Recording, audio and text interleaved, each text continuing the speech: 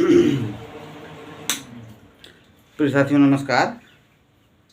इसके पहले हम आप लोगों को 52 श्लोक पढ़ा चुके थे। अब आज हम जो है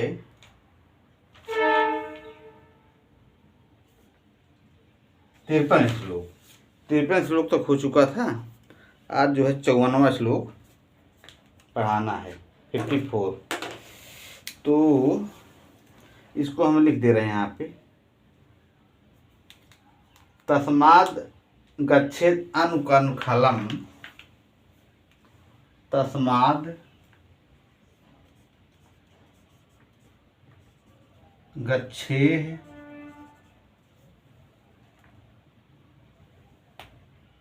अनुकनखलम्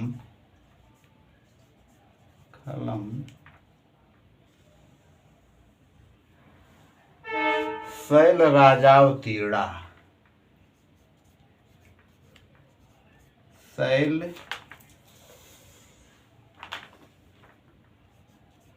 राजावतीर्णा, ये हो गया पहली लाइन। फिर है जहनो कन्या, जहनो मतलब गंगा, गंगा की पुत्री। जहनो कन्या, कन्याम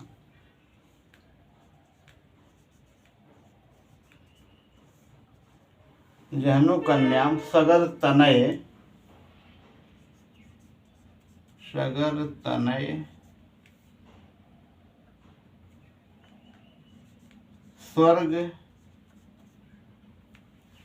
स्वर्ग सोपान पंक्तिम,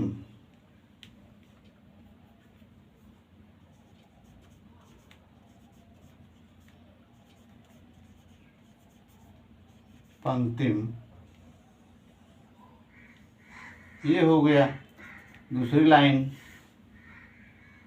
गौरी वक्त भ्रिकुटी रचना, गौरी वक्त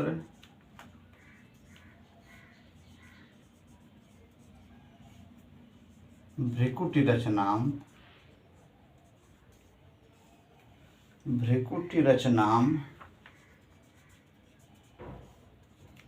या विहस्येव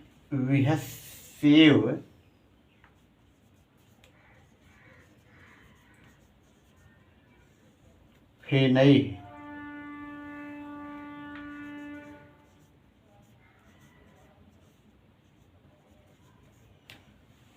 शंभो केश ग्रहण, शंभो माने भगवान शंकर, शंभो केश ग्रहण मकरो दि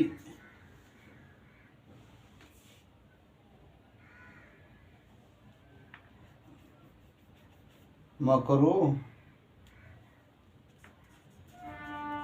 दु लग्नोर्मी हस्ता, ये हो गया आपका, ये आपका 54 54 श्लोक यानी कि 54वां। अब यहाँ वही है ना, एक प्रत्याहार जो लगता है तस्को डट प्रत्याहार, ये हो गया। तो इसमें कह रहे हैं तस्माद् गच्छेत् अनुकनखलम् शैलराजावतीर्णा, जहनो कन्यां सगरतनया, जहनो कन्यां सगरतनय स्वर्ग सोपान पंक्तिम गौरी वक्त्रम भ्रिकुटी रचनाम, या विहस्येव फेनैः शंभो केश ग्रहणमकरोत् इन्दुलग्नोर्मिहस्ता शम्भो केश ग्रहणमकरोत् इन्दुलग्नोर्मिहस्ता मंदाक्रांता जलधि षड्गै मभौ नतौ ताद्गुरु चेत् तस्माद् गच्छे अनुकनखलं शैलराजावतीर्णा जनो कन्यां सगरतनय स्वर्गसोपानपङ्क्तिं गौरीवक्त्र भ्रिकुटिरचनां या विहस्येव फेने शम्भो केश ग्रहणमकरो इंदुलग्नोर्मिहस्था। तो कहने मतलब ये है कि अब आप जब ब्रह्मावर्त पार करोगे, कुरुक्षेत्र पार करोगे, तो आप हिमालय की तरफ जब आगे बढ़ोगे तो कनखल मिलेगा। मतलब हिमालय में ही कनखल है, तो उत्तराखंड में हिमालय है, कनखल भी वहीं है, देहरादून उत्तराखंड। तो वहाँ की बात कर रहे हैं हिमालय पे। तस्मात् गच्छे है, इसके पश्चात जब आप जाओगे अनुकनखल मन कनखल के समीप शैल राजावतीर्णा जहनो कन्या। जहनो कन्या मतलब वही है कि चूँकि गंगा जी जो है निकली हुई है ना हिमालय की चोटियों से, तो वही है, तो उनकी पुत्री हो गई सगर तनया स्वर्ग सोपान पंक्ति। मैंने ये कहा गया है कि भाई सगर जो है गंगा जी को ले आए हैं, तो वही बात इसमें कहा गया है सगर तनया मतलब सगर की पुत्री। तो इसमें क्या है, कुरुक्षेत्र से आगे बढ़कर कनखल पर्वत के समीप हिमालय पर्वत से उतरती हुई एवं राजा सगर के 60,000 पुत्रों के लिए। भाई ये कहानी नहीं है कि राजा सगर के 60,000 पुत्र थे, जब उनको श्राप लग गया था। भाई एक मुनि थे, तो वहाँ कुछ उदंडता कर दिए थे, मुनि ने श्राप दे दिया जाओ। तो इसके बाद जो है तो राजा सगर हुई। तो सगर वही है कि अब उनको अपने जो उनके पूर्वज लोग थे उनको तारना था, तो वही जो है सगर जो है गंगा जी को उत्पन्न कर रहे हैं उनको तारने के लिए। तो वही है इसमें कहा गया है कि सगर के 60,000 पुत्रों के लिए स्वर्ग की सीढ़ी के समान उस गंगा जी के समीप जाना, जिसने पार अब गंगा जी समीप जाना मैंने यक्ष को कहने का, अब गंगा जी के समीप जाना। अब जो है जिसने पार्वती मुख पर उत्पन्न हुई। भाई शिव जी की पत्नी कौन है? पार्वती जी हैं, और गंगा जी जो है शिव जी की जटाओं में है। तो वही कह रहे हैं कि मतलब शिव जी के जटा में गंगा जी बैठी हुई हैं, तो मानो पार्वती जी को चिढ़ा रहे हैं अपने फेनों के द्वारा।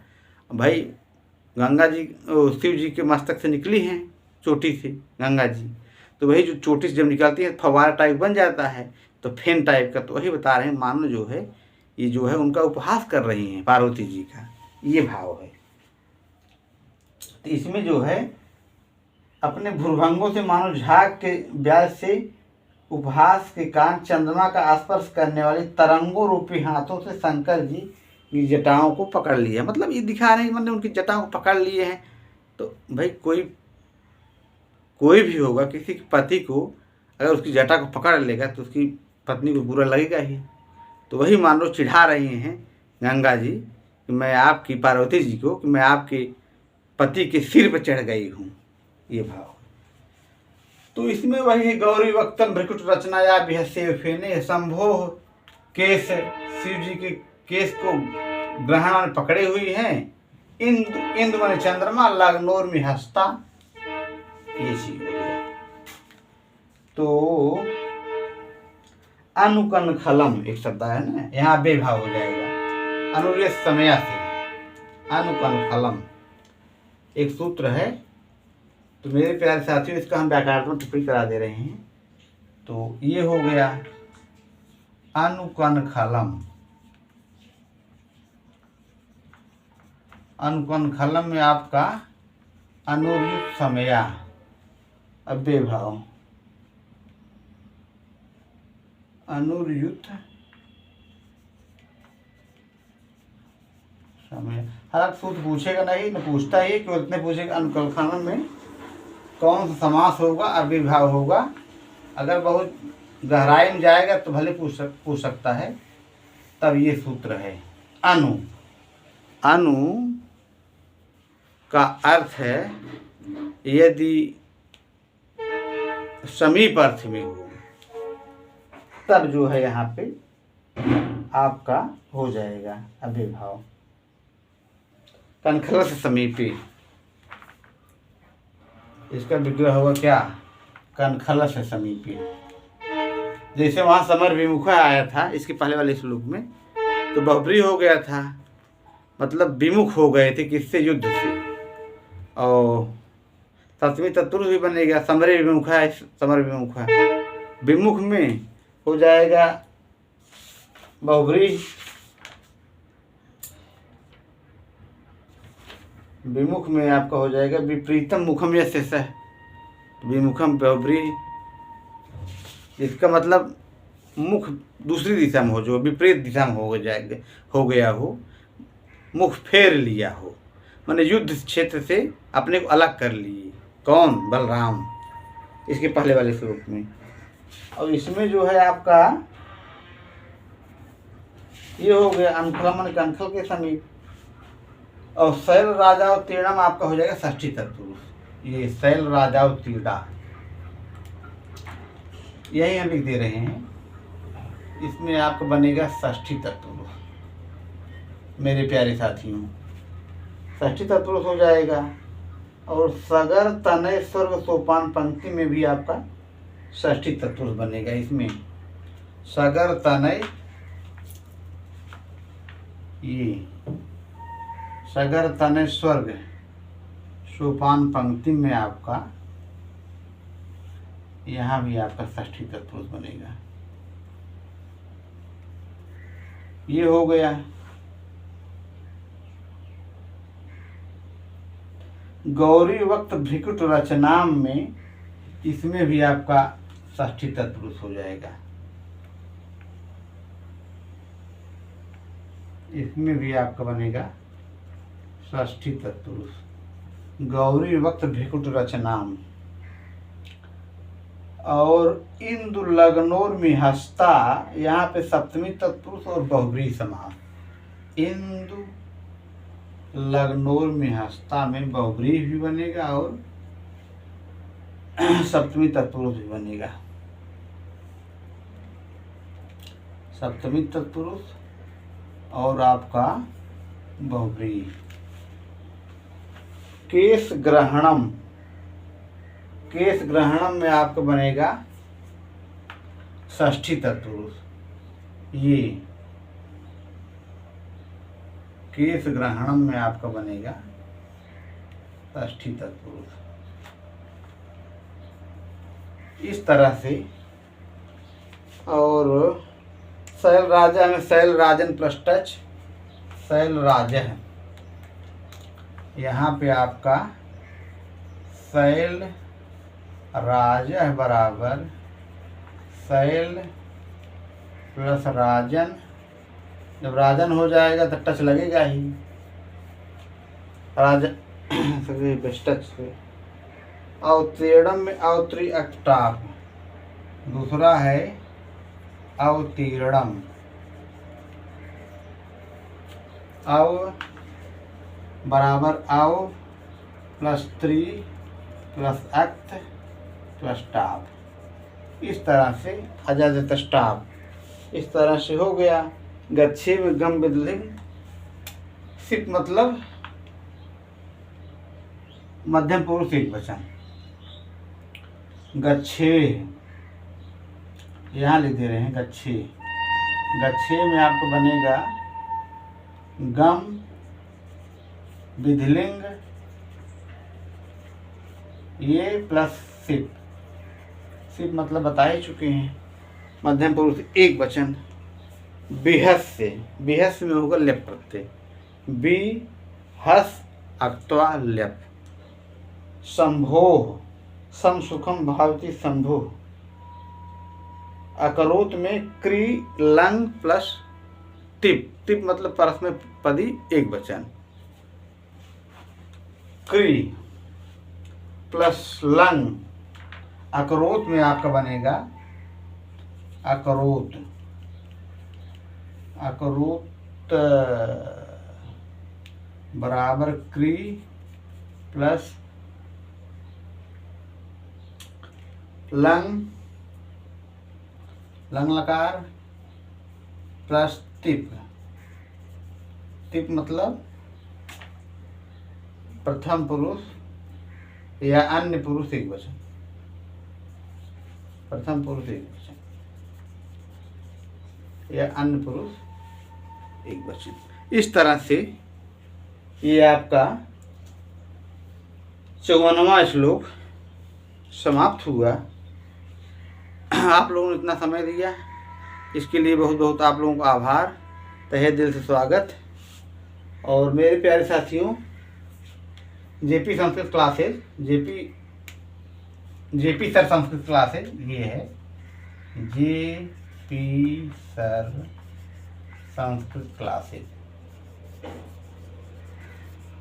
क्लासेज डालेंगे तो आ जाएगा पूरा, या जय प्रसाद दुबे JAYPRASADDUBY नमः संस्कृताय चैनल 8231, या जेपी सर संस्कृत क्लासेज डालेंगे तो भी आ जाएगा। तो मेरे प्यारे साथियों, चैनल को सब्सक्राइब, शेयर, लाइक, कमेंट ये सब करना मत भूलिएगा। और वीडियो कैसा लगा ये आप लोग बताइएगा। बाकी यह सब कुछ साफ साफ दिख ही रहा है और हमारी तरफ से पूरा मेहनत किया जा रहा है, कोई कसर नहीं छोड़ा जा रहा है। धीरे धीरे हम आपसे कह ही रहे थे, धीरे धीरे उत्तरोत्तर सुधार होगा अपने आप ही स्वतः, क्योंकि जिस तरह से, क्योंकि शिक्षा एक ऐसी प्रक्रिया है कि बहुत मंद गति से आगे बढ़ती है, बहुत धीरे धीरे इसमें सुधार होता है, पता नहीं चलता है। तो इस तरह से मैं अपनी वाणी को विराम दे रहा हूँ। नमः संस्कृताय। आप लोगों को शुभ हो। धन्यवाद।